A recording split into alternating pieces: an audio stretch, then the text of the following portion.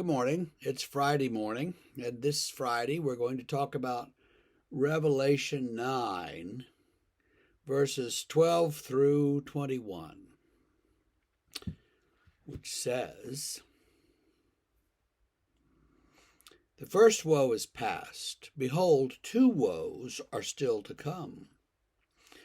Then the sixth angel blew his trumpet, and I heard a voice from the four horns of the golden altar before God, saying to the sixth angel who had the trumpet, Release the four angels who were bound at the great river Euphrates.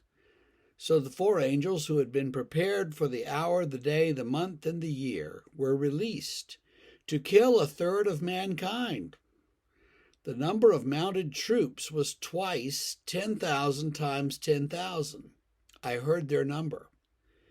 And this is how I saw the horses in my vision and those who rode them. They wore breastplates the color of fire and sapphire and sulfur, and the heads of the horses were like lions' heads, and fire and smoke and sulfur came out of their mouths. By these three plagues, a third of mankind was killed, by the fire and smoke and sulfur coming out of their mouths.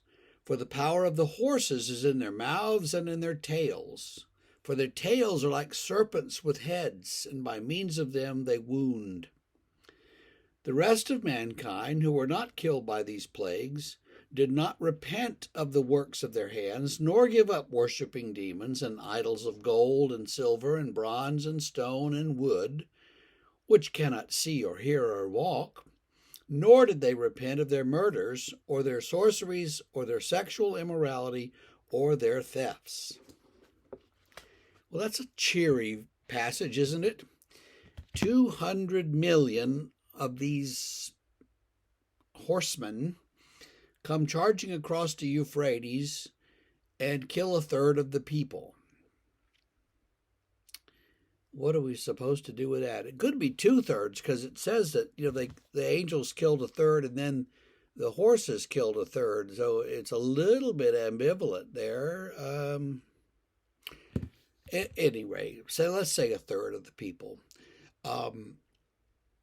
Again, these are the Parthians from over by the Euphrates coming west and coming to destroy. And the Parthians were horse-mounted soldiers, and the people were so afraid of them that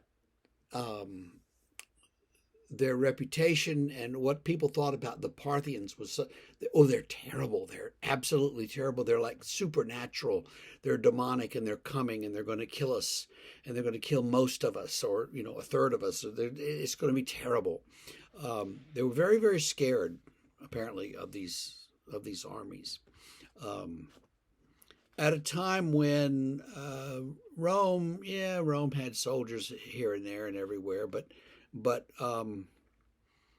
Rome really didn't do a great job of keeping the borders secure. The borders tended to kind of, be flexible or not, and so porous, I think, is the term, and so people could come across and come into the empire, and sometimes they got away with it, and sometimes they didn't. And so these horses are coming, and they're going to kill us, and that's terrible, and it's got us all afraid.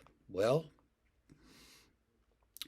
and the horses, if you're keeping track, are the color of fire, which I guess is a kind of orangish yellow, and blue and yellow. So there's these three colors are on their breastplates.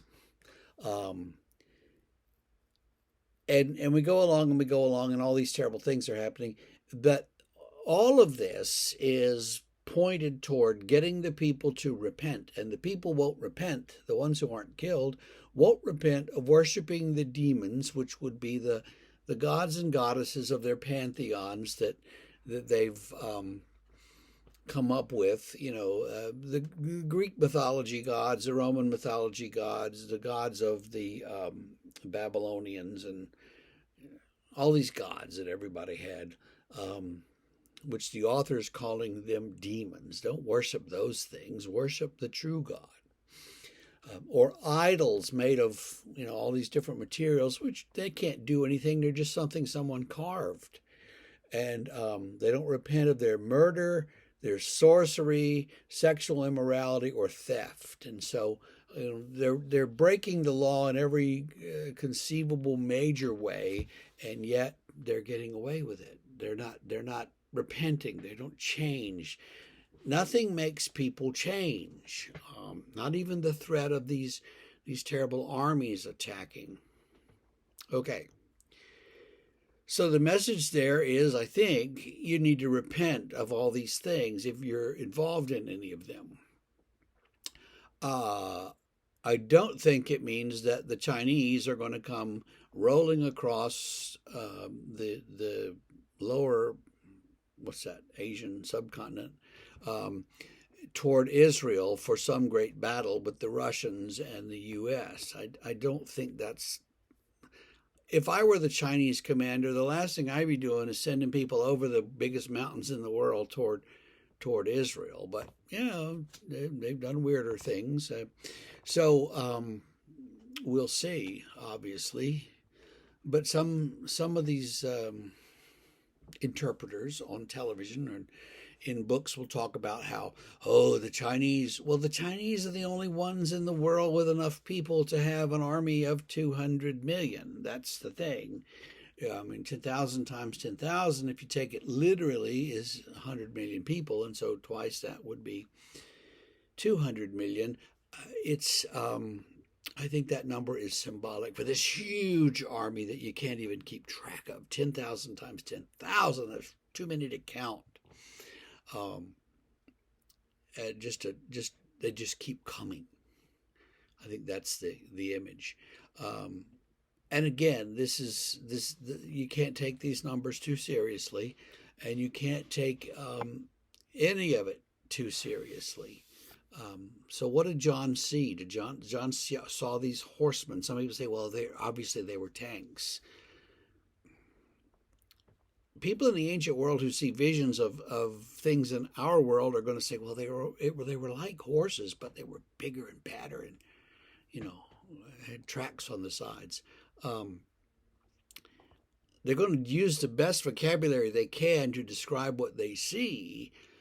The trouble is that when you assume that that's what they're doing, when you assume that that's what they're doing, you get into all kinds of trouble, because you have to keep doing that, and as you go, it gets more and more fantastic. So John saw these horses, and the horses are coming, and the horses are coming to destroy, and the people who aren't destroyed won't even repent. What's the poor Christian to do? Trust God. Trust God, because God is not going to let you be destroyed. God is not mad at you. God is not sending these wrathful armies to destroy you. God is doing what God does, and God is working out his plan, but God is bringing humanity around. And even in these apocalyptic times, it's all going to be all right. Even in these times where Christendom is ending and we're seeing big changes in the world, and nobody wants them to change, everybody wants to go back to the 1910s or something. It's not going to happen. And so we need to figure out how we're going to respond. And the only thing we can do really is trust God. Trust in Jesus. It's all going to be all right. He's in control. We don't understand how, but it's going to be all right. So have a great Friday and Saturday. And we'll see you tomorrow morning, and then we'll keep plowing through this stuff. Have a great day.